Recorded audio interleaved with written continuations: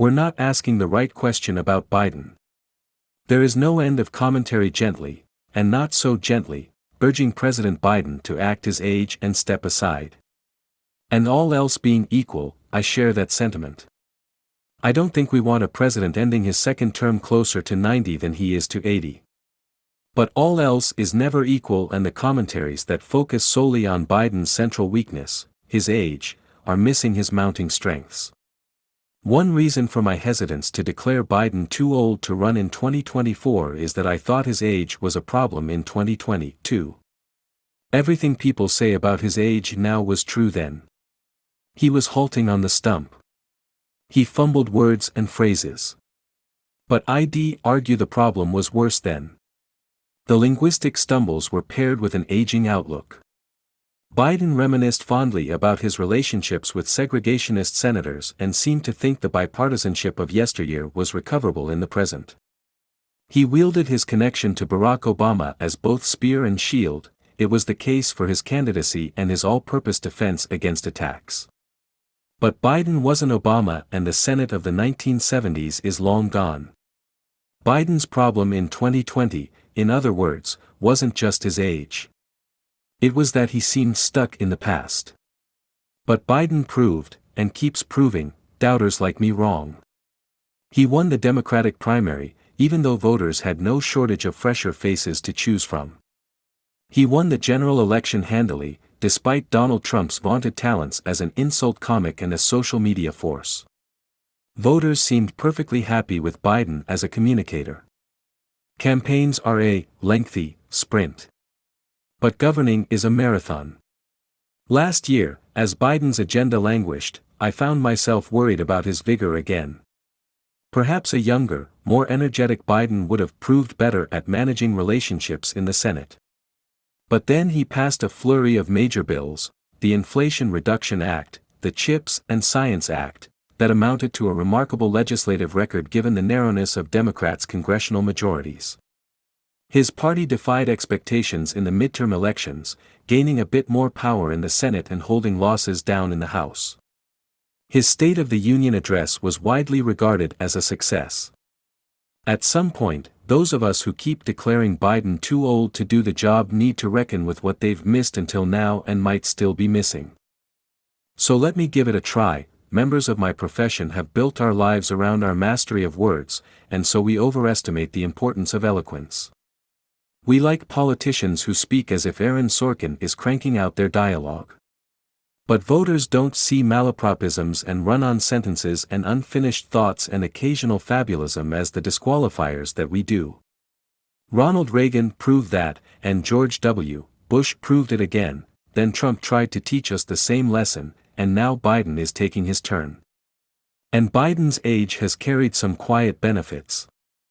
One is that he has deftly bridged Democrats' generational and demographic gaps. The Democratic Party has in recent years become younger, more liberal, more educated and more online.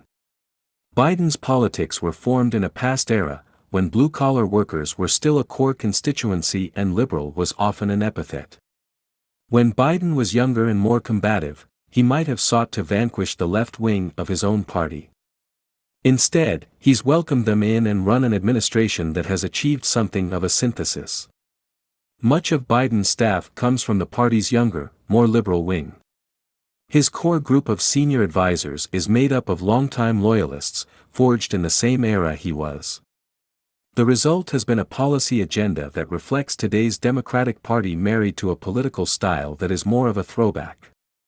It would be best if Democrats had the kind of political talent that could transcend their party's current divisions, but in the absence of that figure, a leader who can bridge them is no small thing. Biden is perhaps alone, at this moment, in being that leader. Age has also brought Biden, perhaps out of necessity, a sense of restraint. He does not delight in the sound of his own voice as he once did.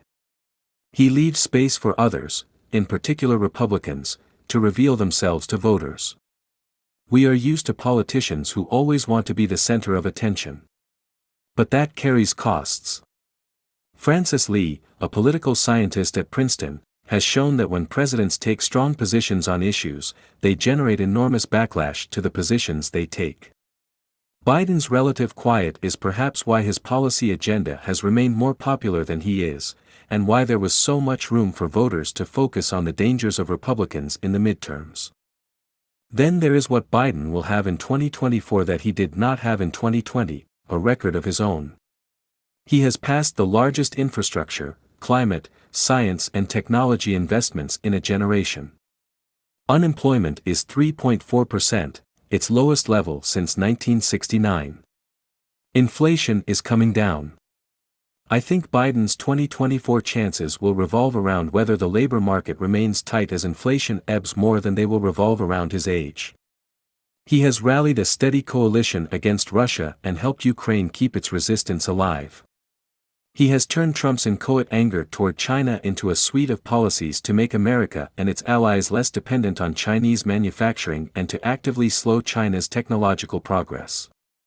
Biden hasn't gotten any younger, but he has a purchase on the present and an argument about the future that he didn't have in 2020, and one which no other Democrat, or Republican, has now. Typically, columns end on a point of certainty. Let me instead end on a point of uncertainty. Age or accident could fell Biden tomorrow. I could say that this is true for any of us, and it is, but the actuarial tables darken in one's mid-80s, and there is no sense pretending otherwise. I too worry about how Biden will match up against a younger, more vigorous Republican than Trump.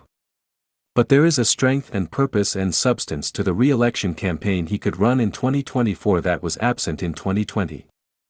And I have underestimated Biden before. Age matters, but so, as Biden keeps showing, does much else.